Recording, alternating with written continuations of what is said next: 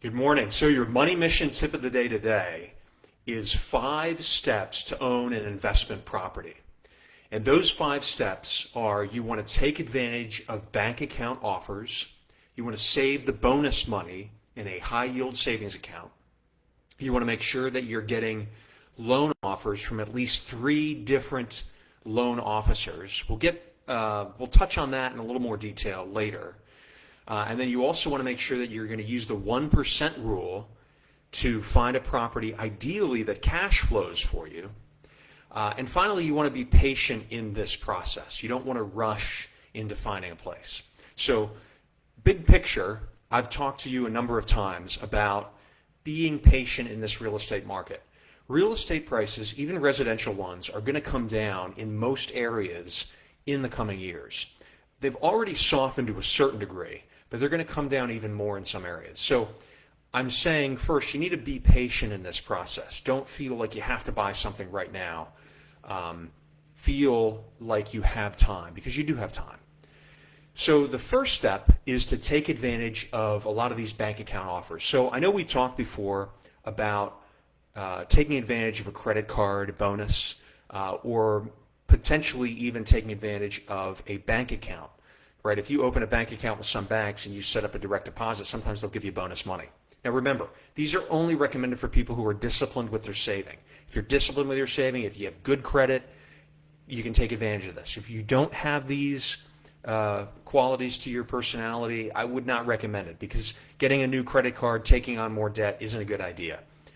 So take advantage of these if you can, and then as you get the bonuses, pay off the card or close the account, move the money, get the bonus money, and put it, second, into a high yield savings account. Now, there are lots of high yield savings accounts available right now. As you know, I personally use Synchrony. I'm not endorsing them. I don't get anything for recommending them. I have just had a positive experience with them, and so you can use them. Another one is E-Trade. I've also had a positive experience with them too. Again, I don't endorse them. I don't get anything from them. These are just accounts that have a high yield savings account that's going to pay you somewhere around 4.5%, maybe 5%. And when you have that money saved, you'll be able to put it in a high yield savings account. It can double as an additional emergency fund. And then you also have money now for your down payment. Be patient in this process. Use the 1% rule in trying to identify a good property to invest in. Ideally, you also want to find one that cash flows. What that means is, once you've accounted for the mortgage, the interest, the insurance, the taxes, the association dues, everything that's required in order to maintain that property, right? And it's all inclusive. It may not necessarily be the cost you see immediately.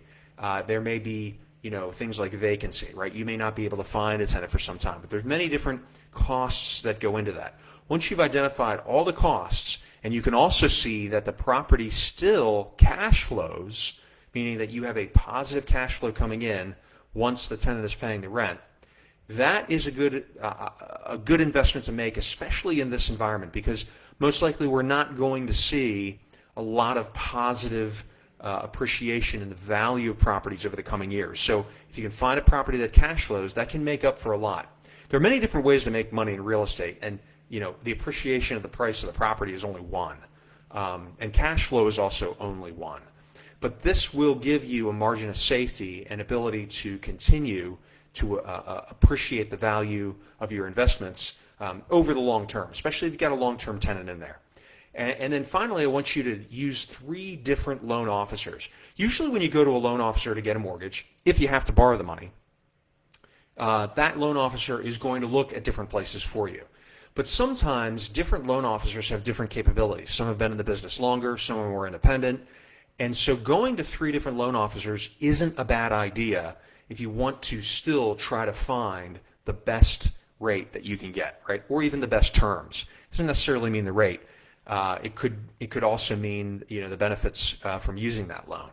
So use these 5 steps to propel you towards being prepared to buy an investment property. It could be your first one, or it could be one that you are adding to your portfolio because you already have lots of experience with investing in property. So please post a question or a comment. Send me a private message if you want to talk about it privately. I always enjoy reading your comments.